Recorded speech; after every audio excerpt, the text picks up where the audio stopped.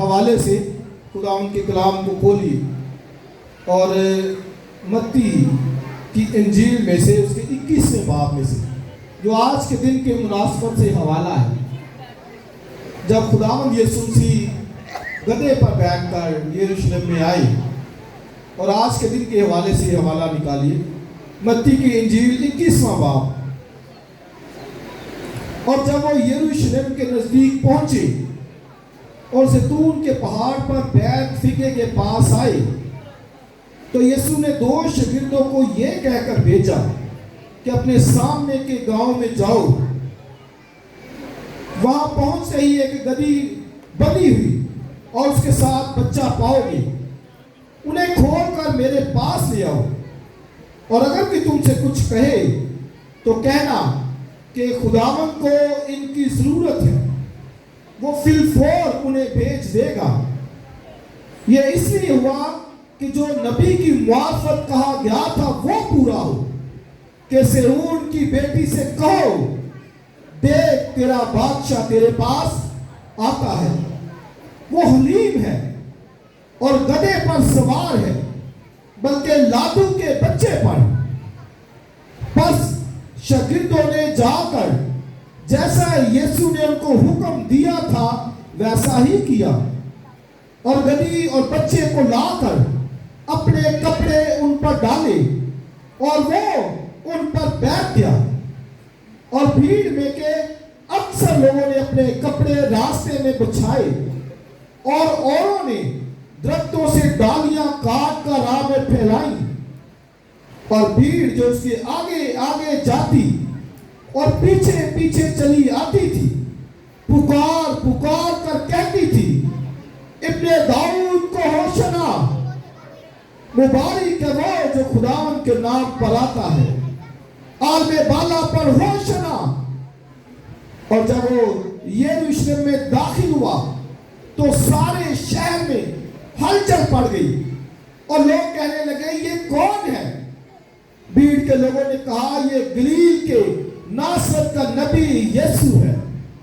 اور یسوع نے خدا کی ہیکل میں داخل ہو کر ان سب کو نکال دیا جو ہیکل میں خرید و فروخت کر رہے تھے، اور صرافوں کے تختے اور کبوتر فروشوں کی چوکیاں الٹ دی، اور ان سے کہا لکھا ہے کہ میرا گھر دعا کا گھر کہلائے گا، مگر تم اسے ڈاکوؤں کی کھو بناتے ہو۔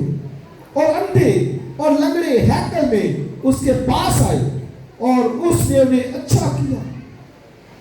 لیکن جب سردار کاہنوں اور فقیہوں نے ان عجیب کاموں کو جو اس نے کیے اور لڑکوں کو ہیکل میں ابن داؤد کو ہوشنا پکارتے دیکھا تو خفا ہو کر اس سے کہنے لگے، تو سنتا ہے کہ یہ کیا کہتے ہیں؟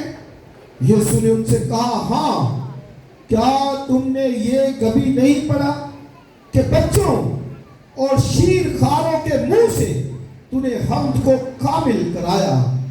آمین۔ خدا کی برکت اس کے کلام کے پڑھے اور سنے جانے پر۔ سو آج کا دن میں اکثر اس دن کی مناسبت سے کہتا ہوں یہ بہت اہم دن اور یہ بہت بڑا دن ہے، پام سنڈے کا دن، کھجوروں کے اتوار کا دن، یہ بہت بڑا دن ہے، کیونکہ اس دن خداوند یسوع مسیح نے اپنے آپ کو اسرائیل پر بادشاہ کے طور پر ظاہر کیا، یعنی اس کا یروشلم میں آنا یہ ظاہر کرتا ہے کہ وہ موعود المسیح ہے، موعودہ بادشاہ ہے، پرومسڈ مسایہ ہے، پرومسڈ کنگ ہے، وہ جس کا وعدہ کیا گیا تھا وہ ہستی آئی۔ اس لیے یہ دن بڑا اہم دن ہے، اور زبور کے اندر ہم 118 زبور کے اندر پڑھیں گے تو وہاں لکھا ہے کہ یہ وہی دن ہے جسے خداوند نے مقرر کیا۔ آگے لکھا ہم اس میں شادمان ہوں گے اور بولیے خوشی منائیں گے۔ سو اس دن کو خدا نے خود مقرر کیا ہے، کہ اس کے بیٹے کا بادشاہ کے طور پر اسرائیل پر ظاہر ہو، وہ بادشاہ ہے. تو یہ ایک بہت بڑا دن ہے، اور اس دن کے اندر آپ دیکھیں کہ مسیح خداوند نے اپنی پوری ذات کو ان پر کھول کے رکھ دیا ہے. یوں تو پہلے بھی اس کے سارے کام اس کی خداوندیت کو، اس کی الوہیت کو اور اس کے بادشاہ ہونے کو ظاہر کرتے ہیں، لیکن اس دن بڑے واقعات اس میں ہوئے ہیں. اس دن کے اندر بڑے اہم واقعات ہوئے ہیں. اگر آپ 21واں باب پڑھیں، پھر تھوڑا سا پیچھے پڑھیں، جب وہ یریحو سے نکل کر یروشلم کی طرف آ رہا تھا تو 2 اندھے وہاں پر آئے، اور خداوند یسوع مسیح نے ان اندھوں کو اچھا کیا، دونوں کو. اور پھر جب وہ یروشلم کی طرف داخل ہوا تو اس نے اپنے شاگردوں کو کہا، جاؤ جا کر سامنے گاؤں میں جاؤ، اور وہاں پر ایک گدھی اور بچہ بندھا ہوا پاؤ گے، ان کو لے آؤ. تو یہ 2 شاگرد اناجیل میں لکھا نہیں ہے کہ کون تھے، لیکن کہا یہ جاتا ہے کہ یہ پترس اور یوحنا ہیں، 2 شاگرد. تو جب جاؤ گے لینے تو مالک اگر کہے تو کہنا کہ مالک کو اس کی کیا ہے، ضرورت ہے. دوسرے لفظوں میں کہ بادشاہ کو اس کی ضرورت ہے. اور جب وہ لے آئے تو لکھا ہے کہ وہ اس پر بیٹھ گیا، سوار ہوا، گدھے کے اوپر بیٹھ گیا اور سوار ہوا. اور آگے لکھا ہوا یہ سب کچھ اس لیے ہوا کہ جو نبی کی موافق کہا گیا تھا. اب آپ دیکھیے کہ پہلا واقعہ جو ہو رہا ہے، گدھے کے اوپر بیٹھنا، یہ نبی کی موافق کہا گیا تھا. زکریا نبی، اور زکریا نبی کا جو ٹائم پیریڈ ہے وہ اسیری سے واپسی ہے.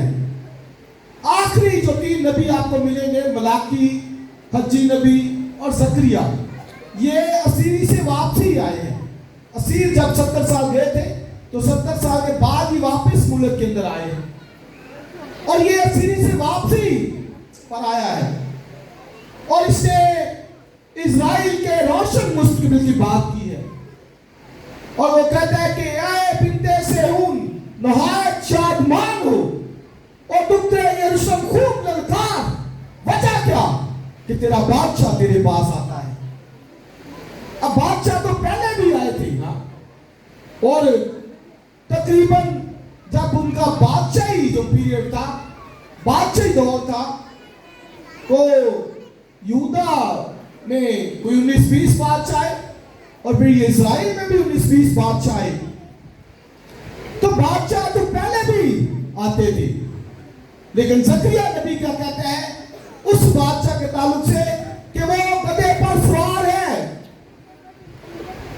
اور میں اکثر یہ بتاتا ہوں اس موقع پر کہ گدھے پر مسیح کا سوار ہونا یہ بہت بڑا سائن تھا، نشان تھا. وہ گدھے پر ایسے نہیں تھا بیٹھ گیا، گدھے پر سوار ہونا اس کا یہ بڑا نشان تھا کہ اسرائیل سمجھ آئے کہ نبی نے کہا تھا، زکریا نبی نے، کہ وہ گدھے پر سوار ہوگا. تو گدھے پر سوار ہونا اس کا یہ ایک بڑا ثبوت تھا کہ وہ موعودہ بادشاہ جس کا وعدہ کیا گیا تھا. وہ ایسے گدھے پر نہیں سوار ہوا، کیونکہ گدھے پر وہ بادشاہ سوار نہیں تھے ہوتے، کیونکہ گدھا امن کے لیے، صلح کے لیے استعمال کیا جاتا تھا. جب بادشاہ نے صلح کے لیے جانا ہے تو پھر وہ گدھے کو استعمال کرتا ہے، لیکن جب جنگ کے لیے جانا ہے تو پھر گھوڑا. جنگ کے لیے لکھا گھوڑا استعمال کیا جاتا تھا، تو وہ گھوڑے رکھتے تھے. बादशाह लोग, हालांकि खुदा ने मना किया था इसराइल को। खुदा ने कहा भाई मुझे घोड़ों की जरूरत नहीं है, घोड़े ना रखना। खुदा ने मना किया था, क्योंकि खुदा कहता था मैं तुम्हारा बादशाह हूं, तुम्हें जंग लड़ने की जरूरत ही नहीं, इससे घोड़े ना रखो। खुदा ने मना किया था घोड़े नहीं रखने, तो वो घोड़े रखते थे। तो मसीह खुदा इससे गधे के ऊपर बैठा, जो अमन की, सुलह की, मिलाप की निशानी है कि वो सुलह के लिए आ रहा है। और जब मसीह खुदावन बैठा, और मैंने कहा गधे पर बैठना उसका ये निशान है, बहुत बड़ा निशान है कि वो गधे पर बैठा है। और फिर बैठकर जब वो गया तो लिखा है लोगों ने खजूर की डालियां लहराई, कुछ लोगों ने अपने कपड़े बिछा दिए रास्ते में, और वो पुकार पुकार कर कहने लगे होशना होशना, मुबारक वो जो खुदावन के नाम से आता है, या मतलब कि वो मुबारक है जो खुदा की तरफ से आता है, जिसे खुदा ने भेजा है, मुकर्रर किया है। इसका मतलब क्या था कि तू खुदा की तरफ से है। ये वो मसीह को कह रहे होशना, मुबारक है वो जो खुदावन के नाम से आता है। यानी दूसरे लफ्जों में वो कह रहे कि तू खुदा की तरफ से आया है, तुझे खुदा ने भेजा है, तुझे खुदा ने मुकर्रर किया है। इस बात को मान रहे हैं, साथ कहते हैं होशना होशना। होशना का मतलब क्या है? आए खुदावन बचा, आए खुदावन बचा, ये होशना का मतलब है। इब्रानी में होशना, जिसका मतलब क्या है कि आए खुदावन बचा, हमें बचा, निजात दे, खुशहाली बख्श। ये वो कह रहे हैं, नारे लगा रहे हैं, ऐ खुदावन बचा, खुशहाली बख्श, रिहाई दे, आजाद कर। किससे रिहाई दे? उन्होंने समझा कि भाई बादशाह आ गया है, मसाया आ गया है, ये समझ ले वो कि मसाया आ गया है। और सोचते थे कि आज जो है वो रूमियों के तख्ते सारे उल्ट जाएंगे। आज रूमियों की बादशाही को सारी वो पाश करेगा, खत्म करेगा। और ये समझ कर वो उसके पीछे चल रहे हैं। आज समझते कि हमारी निजात का दिन है, आज हमारी रोमियों की गुलामी से मकलसी का दिन है, आज हम रोम की गवर्नमेंट से आजाद हो जाएंगे, आज हमारी रिहाई हो जाएगी। और वो बड़े खुश थे मसीह के ताल्लुक से, नारे लगा रहे हैं। और उस वक्त ईद फसह के मौके पर जो यरूशलेम की आबादी थी, कहा जाता है कि 3 से 4 लाख के दरमियान उसकी आबादी थी यरूशलेम की। लेकिन ये मौका ईद फसह का था, और ईद फसह के मौके पर तकरीबन सारी दुनिया से लोग यहूदी आए होते थे ईद मनाने। 3 बड़ी ईदें होती थी, ईद फसह, ईद पेंटिकोस्ट, ईद क़याम। और इसमें ये मस्त था कि हर यहूदी यरूशलेम के अंदर जाए, ईद करे वहां पर। तो पूरी दुनिया से लोग यरूशलेम में आए थे। और कहा यह जाता है कि तकरीबन उस वक्त यरूशलेम की आबादी 3 से 4 लाख, लेकिन उस वक्त उस मौके के ऊपर कोई 20 लाख के करीब वहां पर आबादी थी, जो सारे यीशु मसीह के आगे थे, कुछ पीछे थे। बीच में वो गधे पर बैठा जा रहा है, और उन्होंने कपड़े बिछाए, वहां पर डालियां लहराई, जो इस बात का सबूत था कि भाई बादशाह हमारा तू है। और इस्राएल में ये जो है वो रिवाज था कि जब वो किसी को बादशाह अपना बनाते तो अपनी डालियां जो लहराते और फिर उसके राह में कपड़े बिछाते, और गोया ये मानना था कि भाई तू हमारा बादशाह है, हम तुझे बादशाह चुनते हैं, तू हमारे आगे आगे जा, हम तुझे अपना बादशाह क्लेम करते हैं। और फिर यीशु मसीह में याद है کہ لازر کو بھی مردوں میں سے زندہ کیا تھا، اور لوگ اس وجہ سے بھی دیکھنے آئے تھے کہ یہ ہستی ہے کیا، کون ہے جس نے لازر جیسے مردے کو زندہ کر دیا ہے۔ تو ایک بڑی بھیڑ وہاں پر موجود تھی، اور جب یہ مسیح وہاں پر جا رہا ہے تو وہ جا کر سیدھے کدھر گیا؟ کدھر گیا؟ سیدھے ہیکل میں وہ گیا۔ وہ شاید سوچتے ہو کہ بھائی یہ تو جائے گا رومیو کے پاس، لڑائی کرے گا، فائٹ کرے گا، تو وہ کدھر گیا؟ ہیکل کے اندر۔ ان کے ایجنڈے کے برخلاف ان کا یہ ایجنڈا تھا کہ یسوع ہمارے ساتھ فائٹ کر، جا رومیو کے خلاف بغاوت کرتے ہیں، لیکن مسیح کدھر گیا؟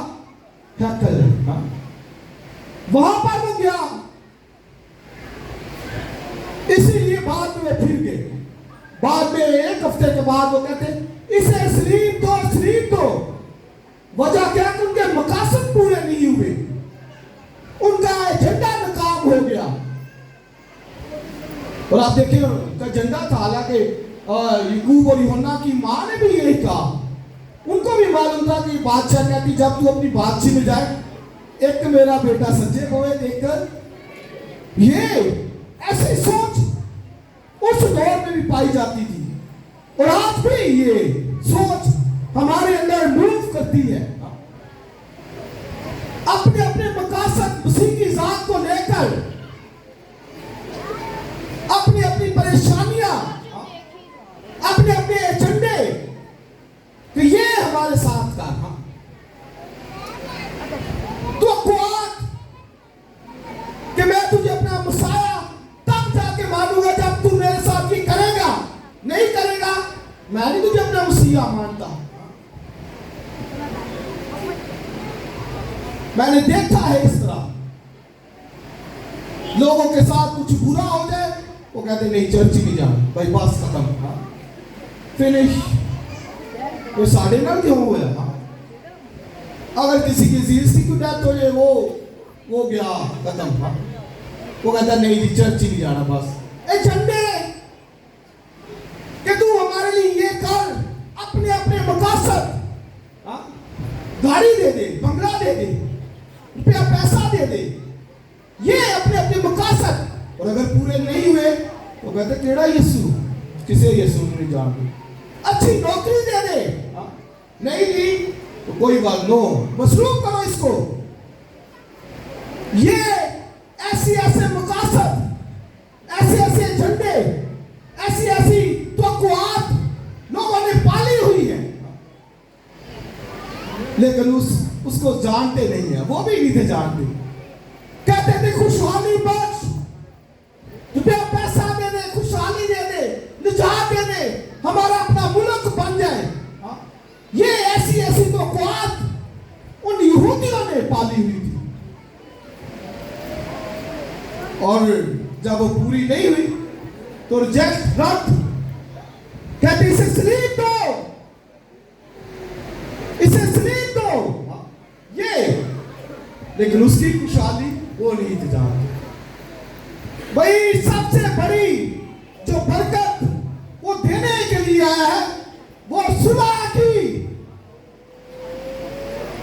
خدا کا انسان کے ساتھ رشتہ بحال کرنے وہ آیا ہے نا۔ اس لیے کیا صرف رومیوں کو شکست دینی تھی؟ ہرگز نہیں، بلکہ اس نے گناہ کو شکست دینی تھی۔ ہاللیلویا، اس نے ابلیس کو شکست دینی تھی، اس نے موت کو شکست دینی تھی۔ یہودی سمجھ رہے تھے کہ یہ رومیوں کو شکست دے، اس نے وہاں، اس سے جس سے فتح پانی کا خدا کے گھر کو جائے گا، اسی خداوند بھی وہاں گیا، ہیکل میں گیا، اور جب اس نے دیکھا ہیکل کے اندر سراب بیٹھے ہیں، کبوتر فروش بیٹھے ہیں، بزنس وہاں پر چل رہا ہے، لکھا اس نے ان کے تختوں کو الٹا اور کہا کیا تم نے نہیں پڑھا؟ لکھا ہے کہ میرا گھر دعا کا گھر कहलाएगा। तुमने उसको डाकुओं की खोप बना दिया।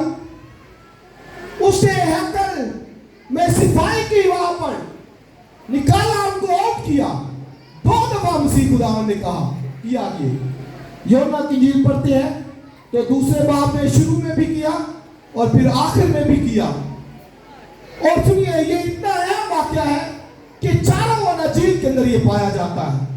मत्ती भी लिखता है, मरकस भी लिखता है, लूका भी लिखता है, यूहन्ना भी इस वाक्य को कलमबंद करता है। ये इतना अहम वाक्या है मसीह खुदावंद का गधे के ऊपर सवार होकर यरूशलेम के अंदर जाना। तो आप देखिए, ये वो पैगाम लेकर जो है वो आया है।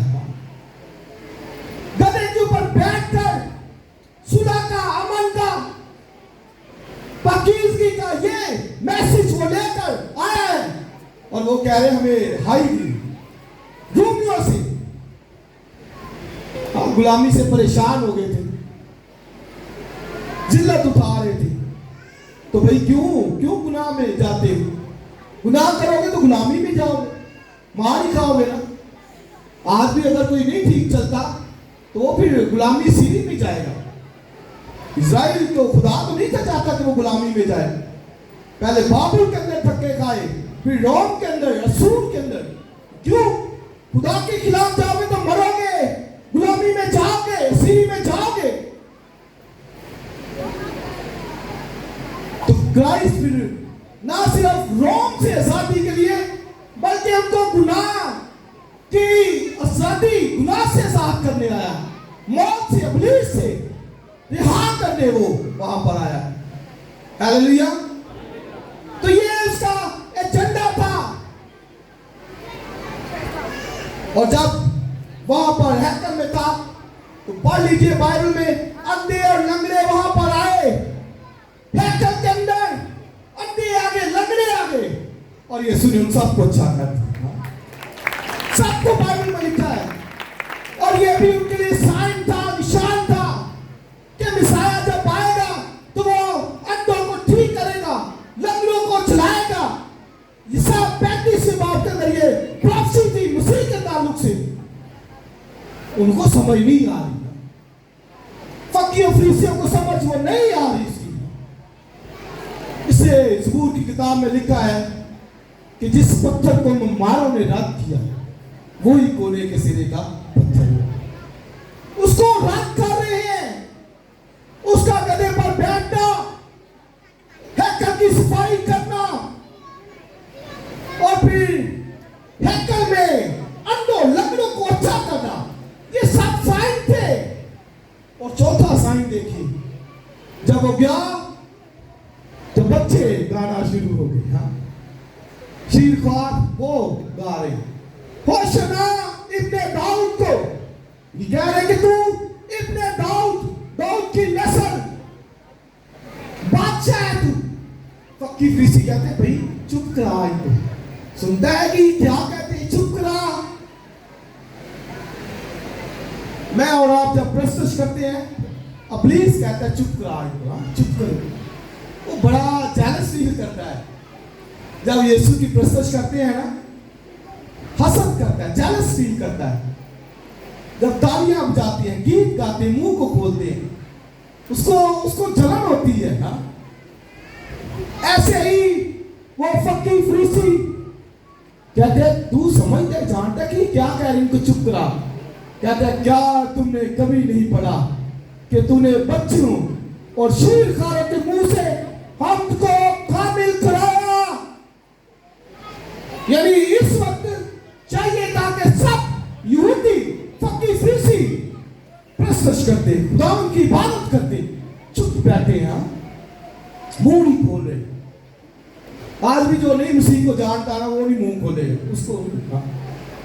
उसको नहीं समझ आएगी, वो भी मुंह खोलेगा, उसको कहेगा छोड़ यार, ये क्वायर का काम है यार, ये सिंगर्स का काम है भाई। नहीं, क्या तुमने नहीं पढ़ा कि तुमने बच्चों और शीरखारों के मुंह से हमको कामिल कराया? भाई जब तुम बड़े नहीं गाओगे तो खुदा इन बच्चों को इस्तेमाल करेगा। हाँ, हम करेंगे, वो प्रस्तुत करेंगे। اور پھر وہ چھوڑ کر ان کو وہاں پر چلا گیا. تو یہ واقعہ وہاں پر ہوا جو کہ بڑا سائن تھا کہ اسرائیلی اس کو اپنا بادشاہ تسلیم کرتے، لیکن انہوں نے رد کیا، ریجیکٹ کیا. اس بائبل میں لکھا ہے کہ جس پتھر کو مماروں نے رد کیا وہی کونے کے سرے کا پتھر. یاد رکھیے ہمیشہ کرائسٹ کو رد کیا اور وہ کدھر ہے ذرا بتائیے. ہاں کدھر ہے یہ سمجھے؟ آسمانوں پر خدا کے دانے ہاتھ بیٹھا ہوا، رد کیا ہوا. اسے یاد رکھیں کبھی آپ سوچتے ہیں کہ کوئی آپ کو رد کر رہا ہے، ریجیکٹ کر رہا ہے، حقیر جان رہا ہے، کبھی مایوس نہ ہو. شاید دنیا آپ کو ریجیکٹ کرے، رد کرے، شاید وہ آپ کی قدر نہ کرے، گھر میں کوئی قدر نہ کرے، محلے میں، کلیسیا میں شاید آپ کو ریجیکٹ کیا جائے، لیکن یاد رکھیے کرائسٹ کو بھی ریجیکٹ کیا گیا اور وہ کونے کا سرے کا پتھر ہے.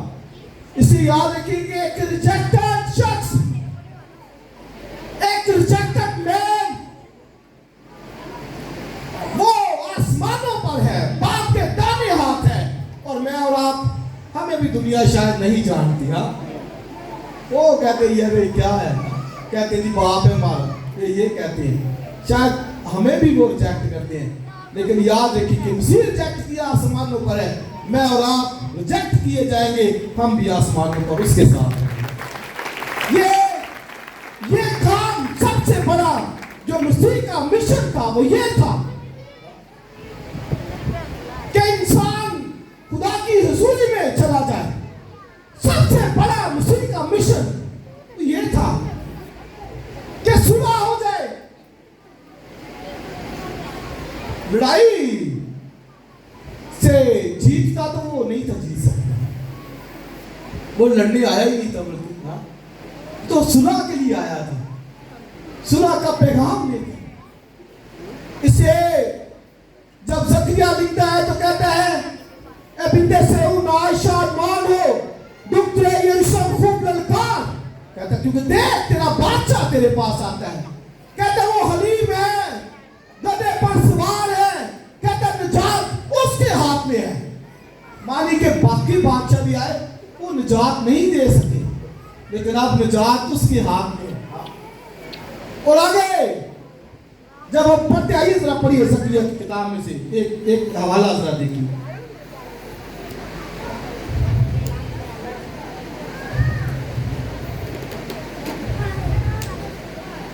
زکریا کی کتاب، second last book of Old Testament, 9واں باب.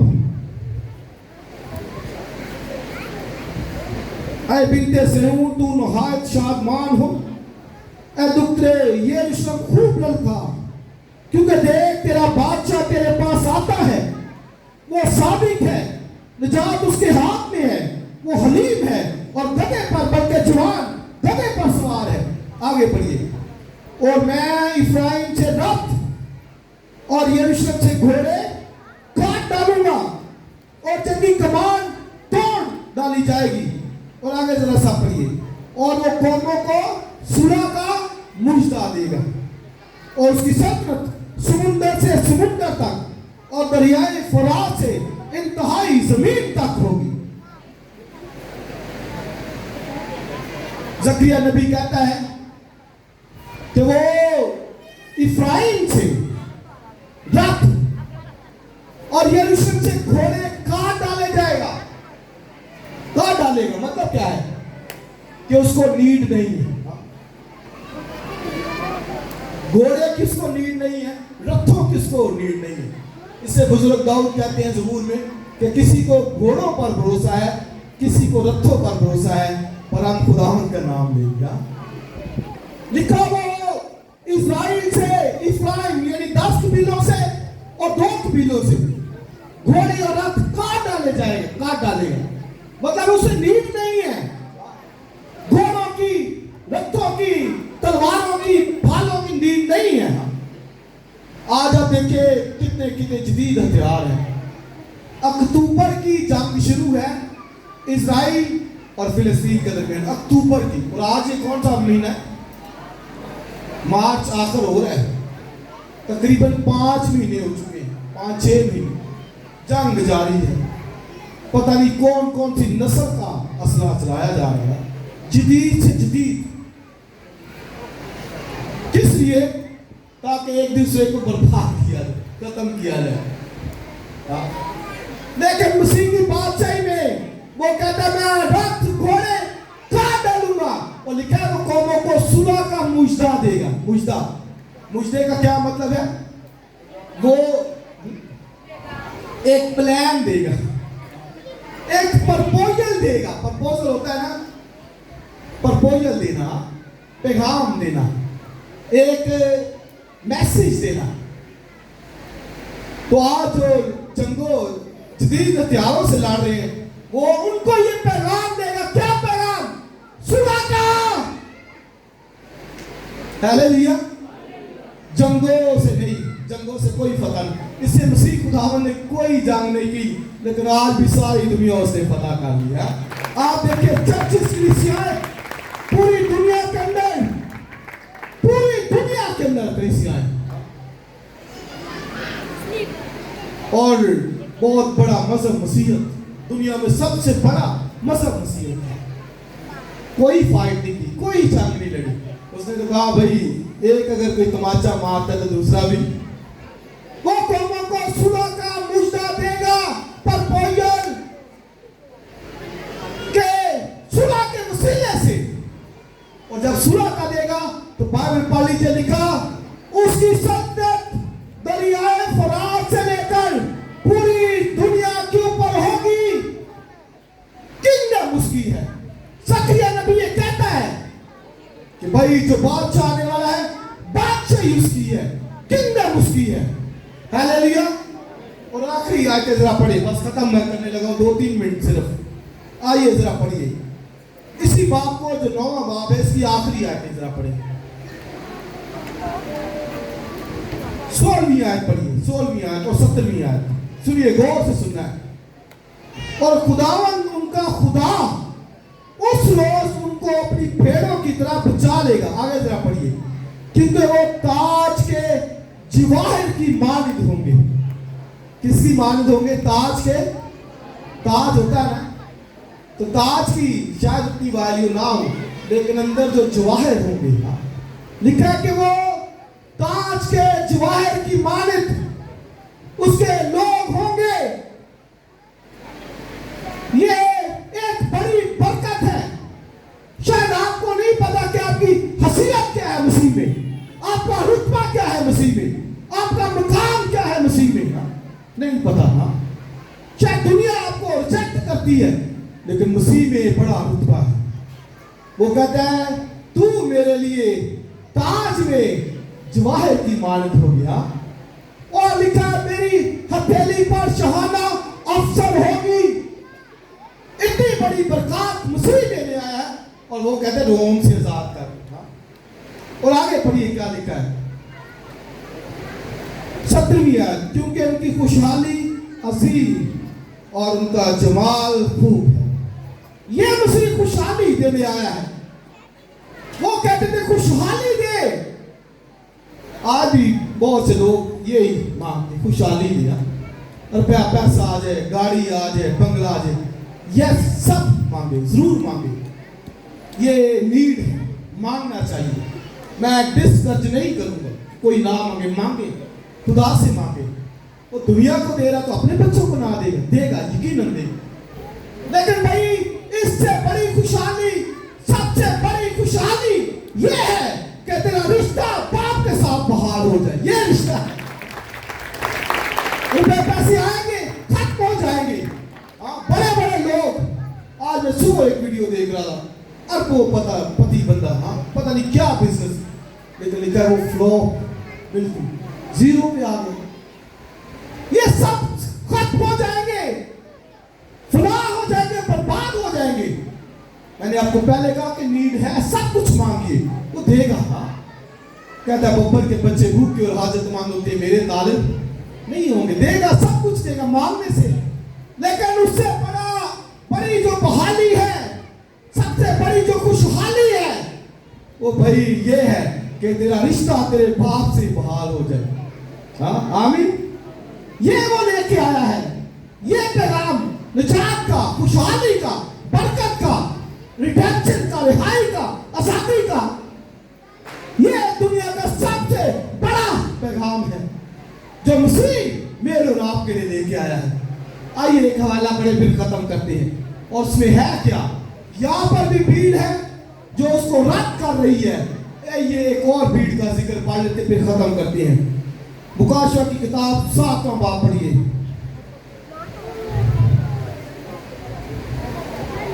اور اس کی آیت نمبر 9 سے. ان باتوں کے بعد جب میں نے نگاہ کی تو کیا دیکھتا ہوں کہ ہر ایک قوم اور ہر قبیلہ اور امت اور اہل زبان کی ایسی بڑی بھیڑ لکھا جسے کوئی شمار نہیں کر سکتا, سفید جامے پہنے, کھجور کی ڈالیاں اپنے ہاتھوں میں لیے ہوئے تخت اور برہ کے آگے کھڑی ہیں اور بلند آواز سے چلا کر کہتی ہے کہ نجات ہمارے خدا کی طرف سے ہے جو تخت پر بیٹھا ہے اور برہ کی طرف سے. اور سب فرشتے اس تخت اور بزرگوں اور چاروں جانوروں کے گرد کھڑے ہیں. پھر وہ تخت کے آگے منہ کے بل گر پڑے اور خدا کو سجدہ کر کے کہا آمین, حمد, تمجید, حکمت اور شکر, عزت اور قدرت اور طاقت. بولیے عبدالآباد کس کی ہے جی؟ ہمارے خدا کی ہے, یسوع کی ہے. اور اس کے لوگ بھی وہاں موجود ہیں. بھیڑ ہے ڈالیاں لیے ہوئے کھجور کی, کہتی کہ فتح ہماری. یہ خوشحالی, یہ پراسپیرٹی ہے اور یہ وہ مجھے اور آپ کو دینے کے لیے آیا ہے. آئیے اس کو اپنی زندگیوں کا بادشاہ قبول کیجیے. سے کہیں کہ ہاں خداوند تو میرا بادشاہ ہے, میں تیرے بغیر کچھ نہیں. میں تیرے حکموں پر عمل کروں گا, میں تیرے پیچھے چلوں گا, کیونکہ سلطنت, حشمت, بزرگی, بڑائی سب ہمارے خدا کی ہے. اور بڑی بھیڑ وہاں پر ڈالیاں لہراتے وہاں پر گا رہی ہے. کاش میں اور آپ بھی اس بڑی بھیڑ کا حصہ بن جائیں. خدا ہمیں برکت دے. God bless you.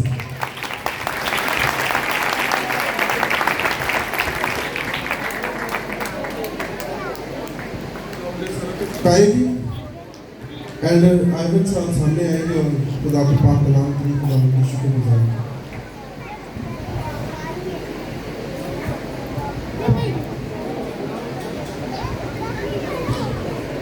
آئے ہم سب اپنا سر ہو چکا ہے خداوند کی حضوری کو محسوس کرتے ہوئے. قدوس قدوس قدوس آسمانی باپ, تمام نیکیوں بھلائیوں کے لیے, نیک و بخشوں کے لیے بچپن سے لے کر آج تک تو نے ہمیں سنبھالی اور گزرے سال میں تو نے ہمیں سنبھالا اور 2024 کو دکھایا. اور آج پام سنڈے میں جب کہ تو یروشلم میں داخل ہوتا ہے